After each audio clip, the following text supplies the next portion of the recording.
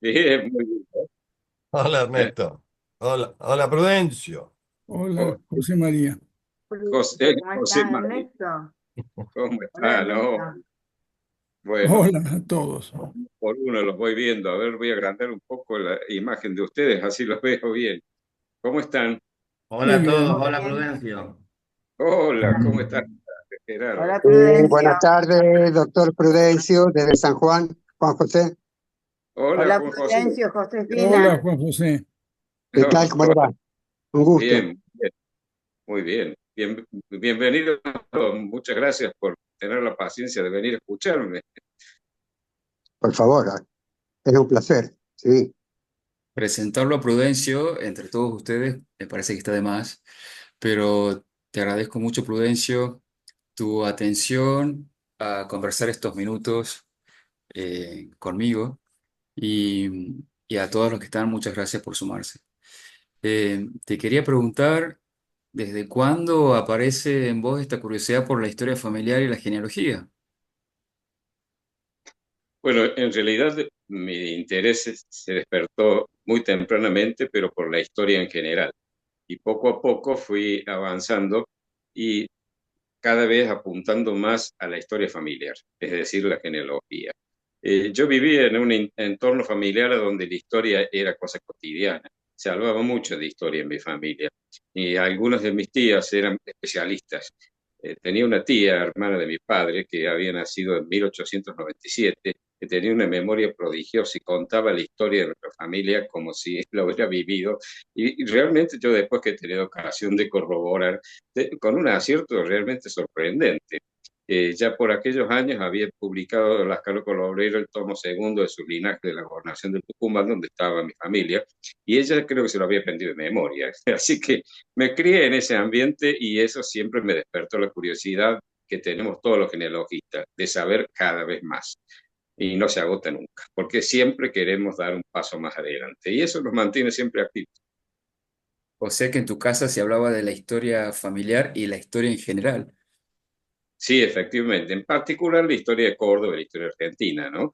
Pero se hablaba también de historia familiar.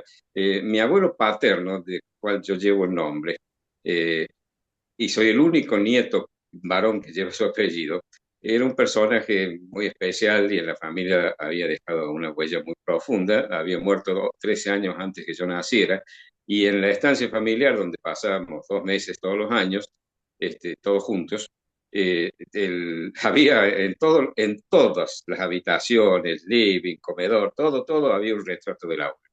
Y el abuelo era un personaje que estaba con nosotros, se hablaba de él todo el tiempo. Y eso era parte de la historia familiar, una parte fuerte que a mí también me atrajo enormemente. Interesante, me haces acordar al poema de Borges, Junín, que no sé si se acuerdan que dice, soy, pero también soy el otro, el muerto, el otro de mi sangre y de mi nombre. Soy un vago señor y soy el hombre que detuvo la lanza en el desierto. Vuelvo a Junín, a donde no estuve nunca, a tu Junín, abuelo Borges. ¿Me oyes, sombra o ceniza última, o desoyes en tu sueño de bronce esta voz trunca? Y sigue el poema ahí preguntándose quién era este abuelo, ¿no? Y me parece genial esta anécdota tuya de un personaje ausente y presente, ¿no? Claro, fíjate vos la coincidencia. Con Borges teníamos una relación de familia, parentesco. Borges era Bustos por algún lado, no me acuerdo exactamente por dónde encajaba, pero teníamos antepasados en común. A punto tal que cuando él escribía libros o otro tipo de escritos junto con su amigo, no me acuerdo cómo se llamaba, Adolfo, Bioy Casares, eh, ¿no? Bioy Cáceres, eh, firmaban como si fuera una sola persona con un nombre que era algo así como Bustos Domecq, creo que Así era es. una cosa. Sí, sí. Así que era porque Bustos era uno de los apellidos de uno de los antepasados de Borges y Domecq del otro de hombre. Exacto. Bueno, para los cordobeses, digamos, de familias antiguas, es como muy difícil no ser pariente de algún otro argentino, ¿no? Por suerte.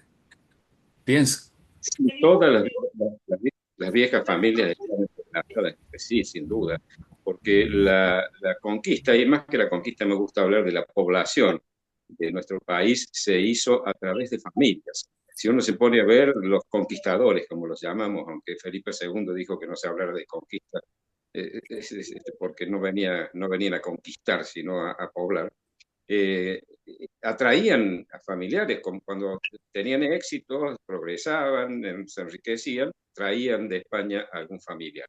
Y todos ellos estaban de alguna manera vinculados entre sí. Seguro. Escúchame, Prudencio, ¿y cuál es tu primera investigación tuya? ¿A qué edad hiciste, me imagino, tus primeras incursiones en la investigación de la historia, de esa historia familiar o de otra? Bueno, como nos debe haber pasado a todos, y es lo normal y lo lógico, yo empecé tratando de profundizar en el conocimiento de mi propia familia. Y cuando me digo mi propia familia, no solo la familia por línea de varón, sino la familia de mi madre, la familia de mis abuelos, etcétera. Y como la familia de mis padres estaba ya publicada y se conoce bien, he agregado cientos de cosas, tengo documentos personales de muchos de ellos, pero estaba en general. La familia de mi madre, que también desciende de uno de los fundadores de Córdoba, Tamante era, también estaba, se conocía bien. Y los Argañaras, también porque don Francisco de Argañara, el fundador de Jujuy, desciende muchísima gente en Argentina. Pero la familia de mi abuela materna, que era Gigena, los Gigenas Santisteban, era una familia no tan vieja, no era del siglo XVI, sino del siglo XVII, que se instaló en Córdoba. Y me atrapó porque no había mucha información. Entonces empecé a investigar y una de mis primeras publicaciones fue un trabajo sobre esa familia y al final terminé escribiendo un libro de 200 páginas que se llama Historia familiar de los Gigenas Santisteban. Pequeña Después de eso, investigación, 200 páginas. sí, sí, sí, y después la he ido ampliando. Salieron dos ediciones, pero después con el tiempo, porque salió en 1998, una cosa así. Y después he sumado muchísimo porque se han comunicado conmigo gente de todo el país, diciéndome que ellos eran Gigenas o tenían un abuelo, un bisabuelo, de apellido Gigena y estaban interesados en saber cómo se vinculaban, si es que había algún vínculo.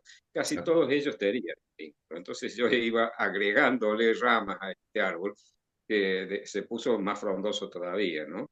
Me Y como nos imagino. ha pasado a todos, creo, después nos fuimos interesando por otros que no tienen nada que ver.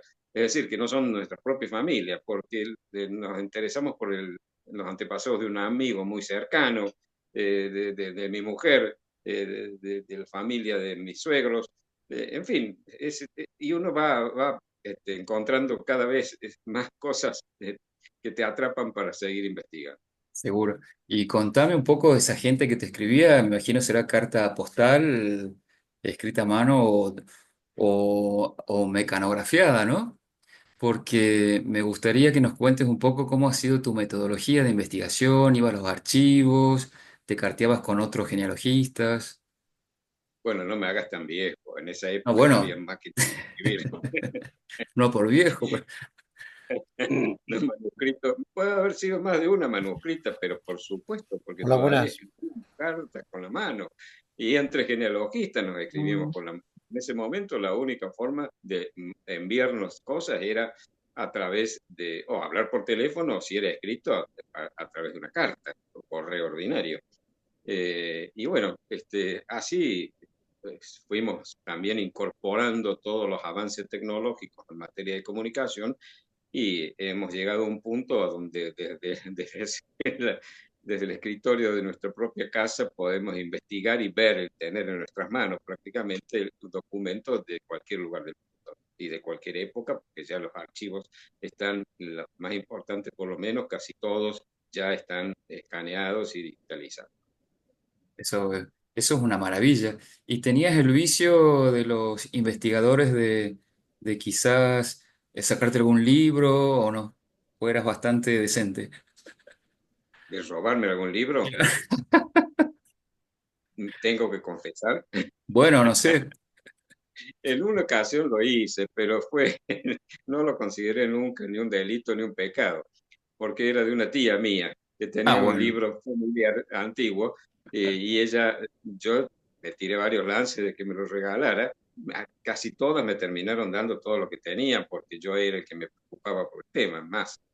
Y un buen día, el libro ella lo tenía guardado en el consultorio de su marido, vivía en Altagracia, y ella no sabía bien dónde estaba, porque me acuerdo que una vez que se lo pedí, le costó encontrarlo. Y un día lo encontré y me lo llevé, por supuesto, porque en manos de ella no se aprovechaba y yo le saqué todo el provecho. Está muy bien. Bueno, acá me arrepiento, quiero la solución, porque ese fue mi pecado con respecto a lo que me menciona. Una linda anécdota esa. Escúchame, ¿y cómo en tu casa actual, con tu familia, cómo ves este presente y el futuro de la genealogía, de conservar las memorias familiares en tu casa? ¿Les interesa? Me imagino que siguen conversando sobre eso. Contanos un poco. Me has tocado un punto que me es doloroso, debo confesar, porque yo tengo cuatro hijos, todos son grandes ya, el más chico tiene 42 años, la más grande ha cumplido ya, ahora en febrero, Se te escucha un 48. poco bajo, Prudencia, perdón. Voy a hablar un poco más fuerte Ahí, entonces. Te gracias. decía que para mí esto, lo que vos me preguntas para mí es algo doloroso, porque de mis cuatro hijos, todos los cuales han superado los 40 años y la mayor ha cumplido 48 años ya, no han mostrado desinterés. Han leído lo que yo les he dado para que conozcan, pero ninguno ha mostrado el entusiasmo que yo esperaba que alguno por lo menos lo tuviera. No se me escapa todavía la ilusión de que alguno de mis nietos lo haga, o de mis bisnietos, a los que seguramente no voy a conocer.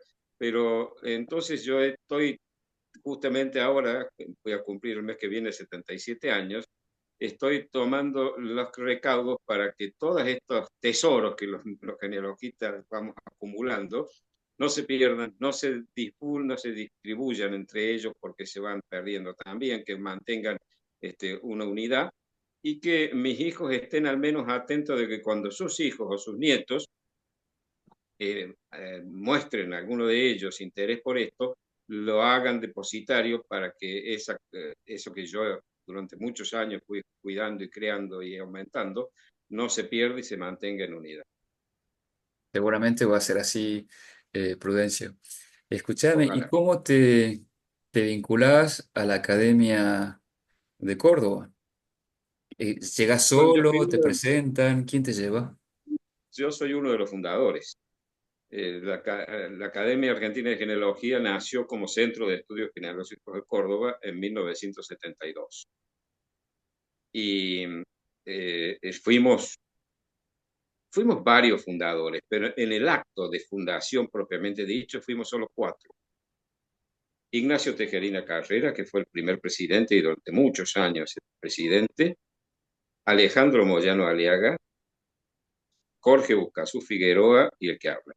Yo era el más chico, tenía veintitantos años, o sea, era el chiquilín. Por eso ahora soy el presidente, porque soy el único que sobrevive. Y empezamos a reunirnos porque nos encontramos en los archivos y ahí nos conocíamos y o vos que está investigando y yo tal cosa y yo tal otra y bueno, y bueno, como surgen estas cosas. Hasta que algún día, creo que fue Ignacio Tejerina, que era un hombre que era una locomotora armando cosas y haciendo y construyendo, nos invitó a ir a su casa a conversar sobre estos temas y de ahí fue naciendo la idea de constituirnos en una asociación que, Otra vez, no lo pongas ahí porque Perdón. ¿cómo? Perdón. Sí, Ah, te escuchamos, bueno, Prudencio. y bueno, así nació el Centro de Estudios Genealógicos de Córdoba, que en muy poco tiempo sumó bastante gente. Y los años pasaron, empezamos inmediatamente a publicar, eran al principio los llamados boletines, que eran primero pequeños, pero con contenido y algunos de los contenidos, cosas muy interesantes, y fueron creciendo en cantidad, creciendo en calidad y creciendo también en la forma de mostrarlo. Es decir, pasaron de ser un boletín a ser un libro y hoy los llamamos anuarios, sacamos uno por año, tienen 300, 400 páginas Y creo que las cosas que publicamos son cosas de calidad porque somos muy severos para seleccionar. Exigimos, las normas de publicación son muy severas y exigimos que se... Y bueno, hemos tenido también, y ahí es donde creo que corresponde la gratitud, hemos tenido también mentores que nos han sido fundamentales para guiarnos. El primero que quiero nombrar es alguien a quien se le va a rendir homenaje el 4 y 5 de abril en Tucumán, que es Carlos Luque López. Carlos fue el primer, entró como miembro honorario, porque Carlos era para nosotros el maestro, el hombre que realmente el gran historiador, el gran genealogista de quien todos aprendimos, y además un caballero a carta cabal, cuya hidalguía se exhibía en todos sus actos, y un hombre realmente generoso, cordial, una persona excelente, excepcional.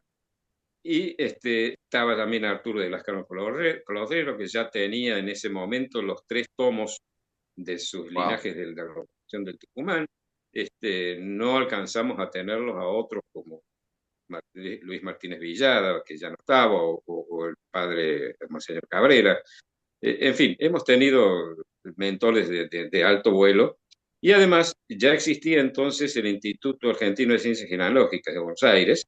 Establecimos contactos inmediatamente con ellos y hoy tenemos amistad con muchos de ellos. En mi caso particular, por ejemplo, con el presidente, he visto recién que está también escuchando esto, y bueno, juntos.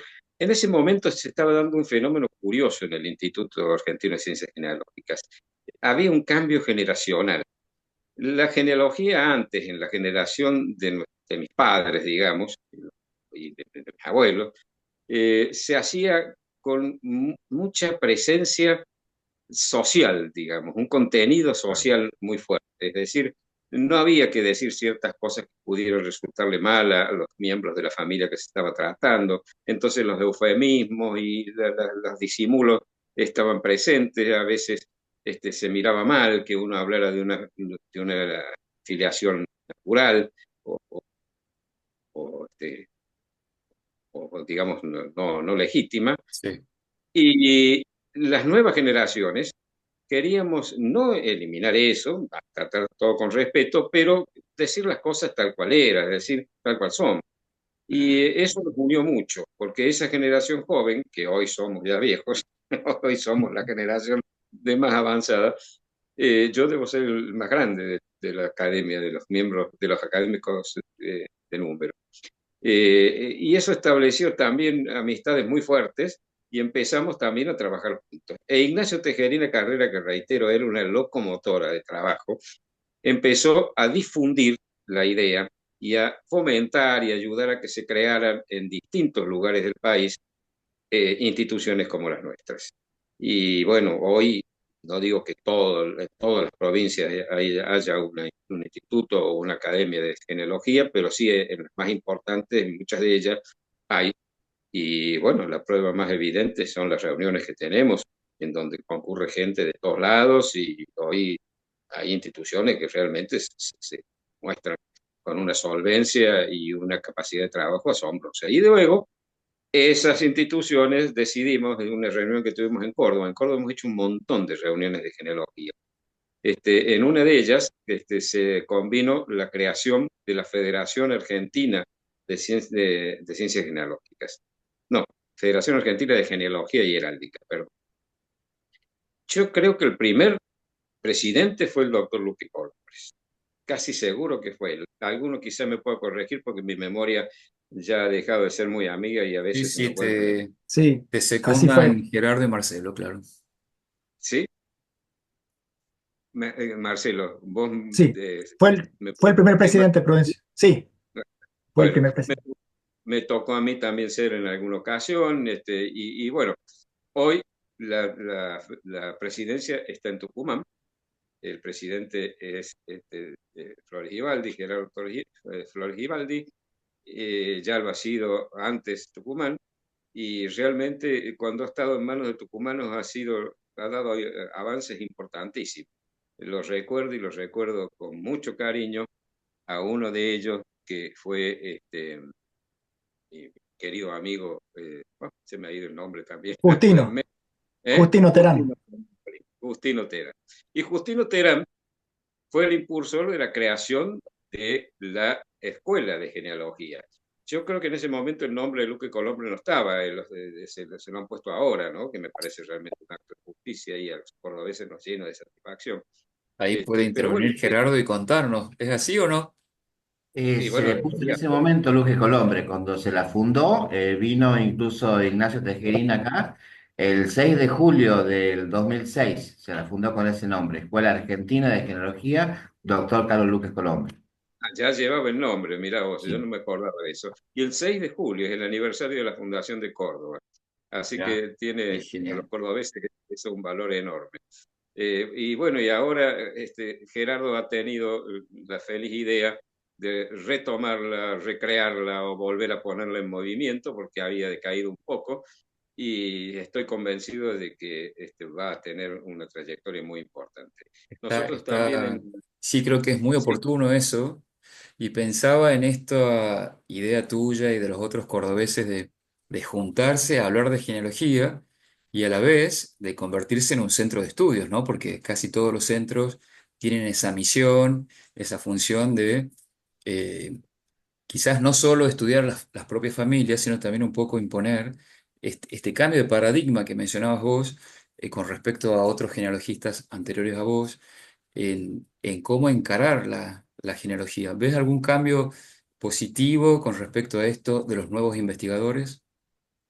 absolutamente, sí, sí, sí. Yo creo que la frivolidad y, como se dice vulgarmente, la tilinguería estaba presente, yo te diría, con una presencia bastante evidente en la genealogía Te escucha décadas atrás. bajísimo, Prudencio.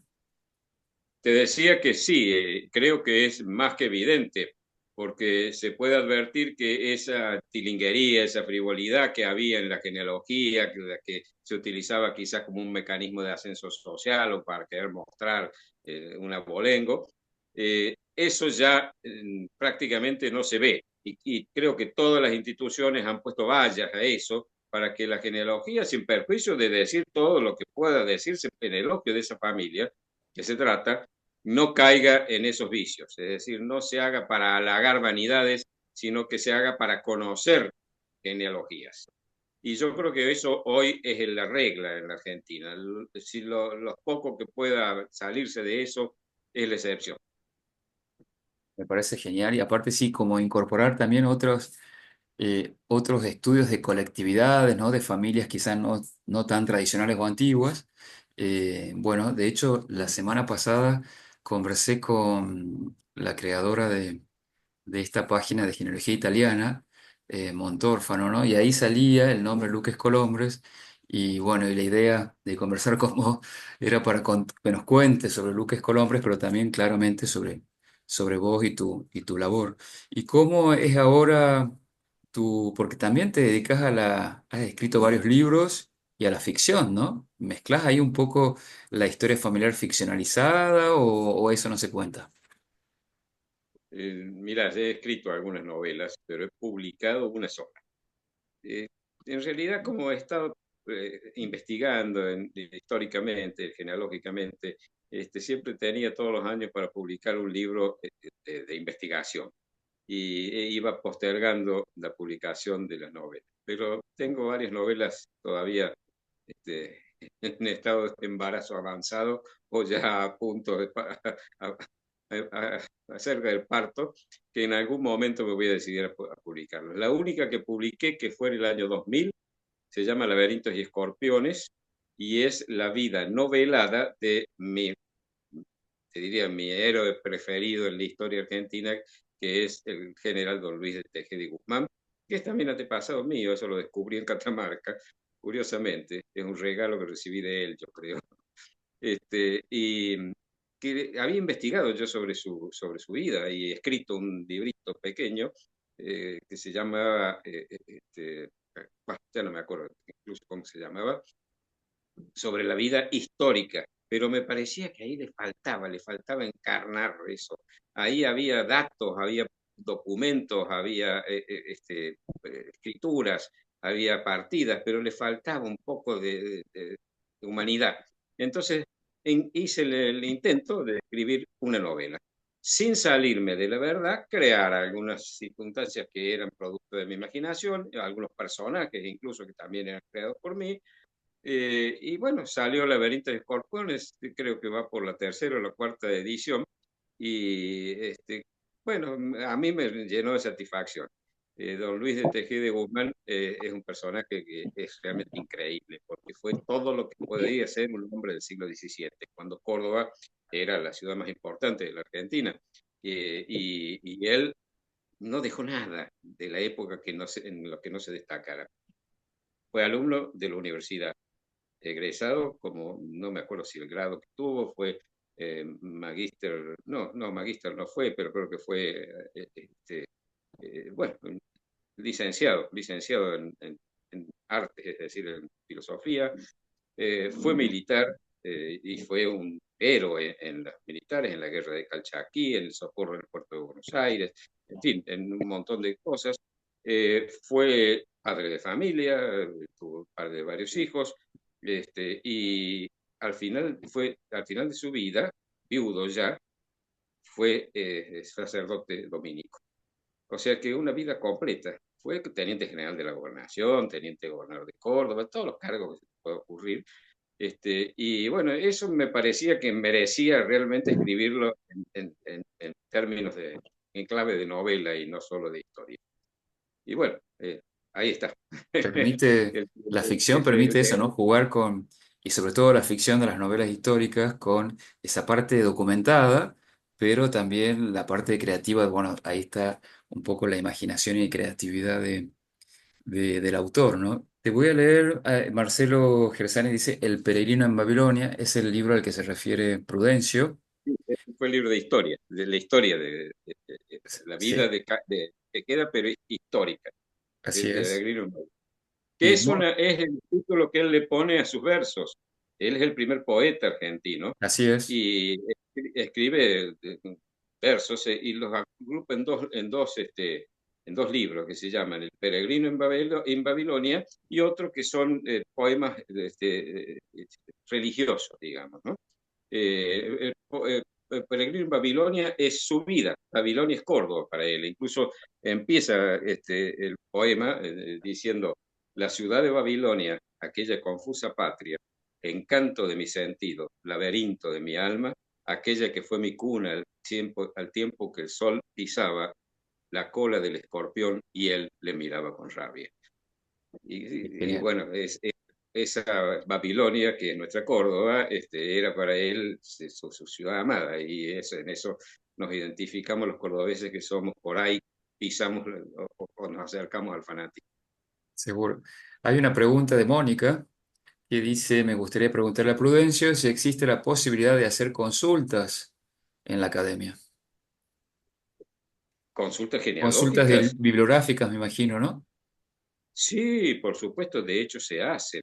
El que maneja eso, que es nuestro secretario, que es Javier Verdini, que ustedes lo conocen perfectamente bien y que está participando en esta recreación de la Escuela de Genealogía, y él administra nuestra página web.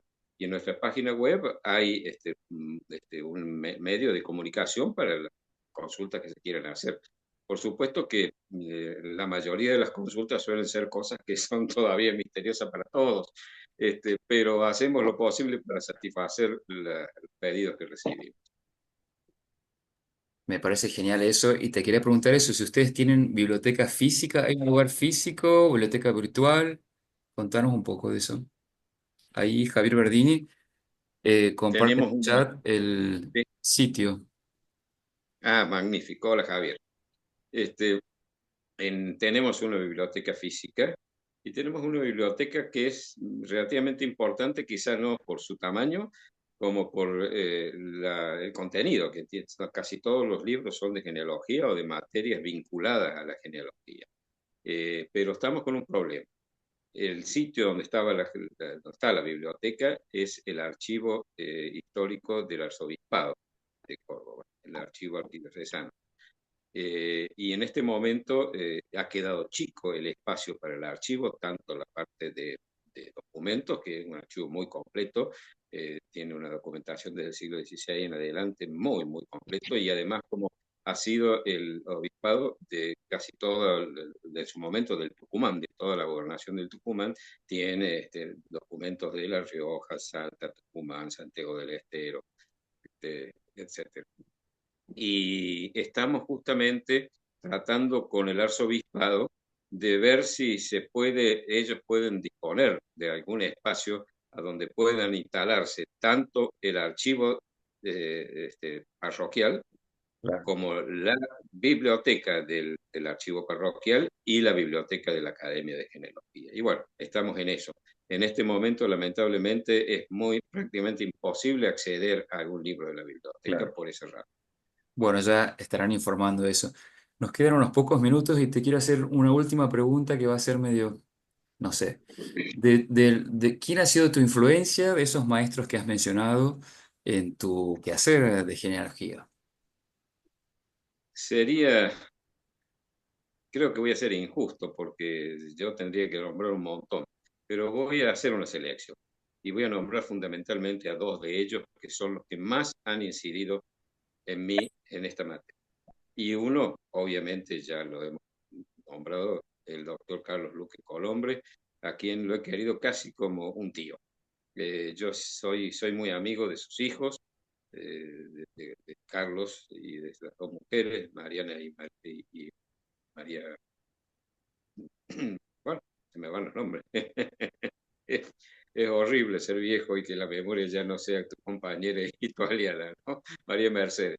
Perdón, María Mercedes, si estás escuchando. Te recuerdo con todo cariño, pero a veces hasta mi propio nombre, yo creo que por ahí se me va a terminar Suele olvidando. pasar eso. Cuando uno es viejo, sí, suele pasar. Carlos Luque Colombre, a cuya casa yo iba como si fuera la mía o la de un tío mío, ha sido para mí realmente el gran maestro. Y por eso yo lo recuerdo con entrañable afecto, y lo sigo extrañando también, a pesar de que ya hace muchos años que murió. Y el otro, mucho más joven, pero también mayor que yo, que era también un sabio, era el director del Archivo Histórico de la provincia de Córdoba, que yo creo que lo había leído todo, porque era el conocimiento que tenía Alejandro Moyano Aliaga era realmente inagotable. Todo lo que uno quería saber lo tenía Alejandro y lo sabía Alejandro. Y recurrir a él era la norma, todos recurríamos a él. Y era muy generoso también. Así que esos dos son para mí las dos personas que más me han iluminado en este camino por la genealogía. Y se ha cumplido, entre otras cosas, hace un par de días, ¿no? Un nuevo aniversario de la muerte de Moyano Aliaga, me parece, ¿no? Hace un par de días. Así que qué bueno que lo hayas recordado, bueno, y qué bueno poder escucharte. Ya nos quedan unos minutitos y no sé si alguien quiere hacer una pregunta a Prudencio. Hay algo acá en escrito en el chat y dice, bueno, a ingresar al sitio. Y Cristian Barrón dice, agradezco la generosidad de Prudencio para conmigo. Es un ídolo, dice. Y Gersane Bueno, Oviedo Cristian. dice, Prudencio es mi maestro. Oh, caramba, bueno. ¿Puedo hacer un comentario corto? Sí, por favor. Por eso, querido Juan Nazar, ego te absolvo, hijo, del robo de aquel libro. Hiciste muy bien. Andás Pero a ver si se perdía. qué generosidad la tuya. Me temo que puede ser algo, va a haber algo de complicidad y que vos hayas caído también en ese pecado alguna vez. ¿Quién no lo ha He cometido? tenido No tías poco generosas. Te agradezco, entonces me siento ahora libre de toda carga. Qué genial. Y en cuanto a Barrón, bueno, me he visto con alegría que ha avanzado en la investigación sobre los Ordóñez, que son antepasados de él, antigua, muy antigua familia de Córdoba y con una presencia muy fuerte en la vida política y social de la ciudad, y que sigue firme en la tarea de investigar. Yo estoy disponible, como he estado siempre, a ayudarlo en lo que pueda. Vos sabés que pensando en lo que has contado esta tarde, pienso que una de las virtudes no diría de un buen genealogista, pero sí de un maestro, es la generosidad, ¿no? Y qué importante esto de no solo llegar a construir el conocimiento, sino también compartirlo, difundirlo, el propio, el que hace uno, pero también el que hace todo el conjunto, ¿no? Así que muchas gracias, Prudencio, por toda tu labor, gracias por esta charla y, y bueno, gracias a todos. Los invitamos, aprovecho acá para invitarlos hay unas jornadas de relanzamiento de la Escuela de Genealogía Luques Colombres que ha mencionado Prudencio, en Tucumán el 4 y 5 de abril. Todavía están a tiempo de inscribirse, capaz que pueden venir a Tucumán y de interesarse, porque va a haber un Meet el próximo 29 de marzo a las 11 de la mañana, que seguramente va a estar circulando el link en los distintos grupos de genealogía. Así que los esperamos por acá. Eh, Bueno, yo quiero pedirle Prudencio, te disculpas por agradezco no haber- muchísimo tu disponibilidad y tu generosidad. Y bueno, no sé si querés despedirte y decirnos unas últimas palabras. Sí, antes que nada quiero pedirles disculpas porque no voy a poder estar presente en las jornadas que va a haber en Tucumán ahora en abril.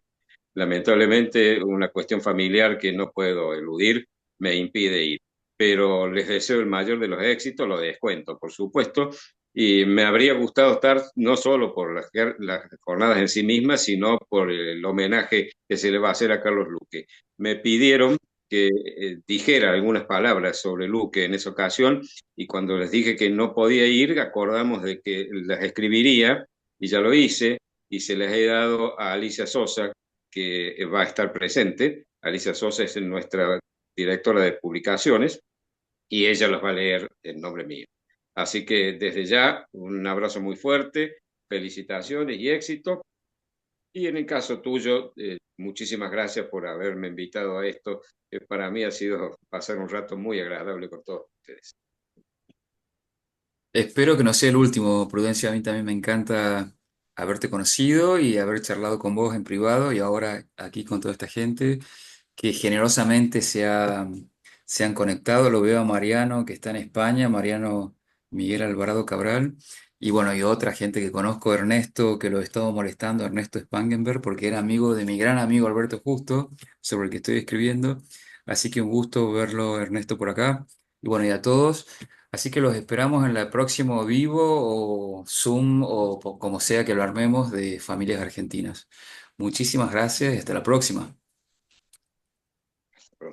Hasta la próxima. Muchas gracias, Prudente.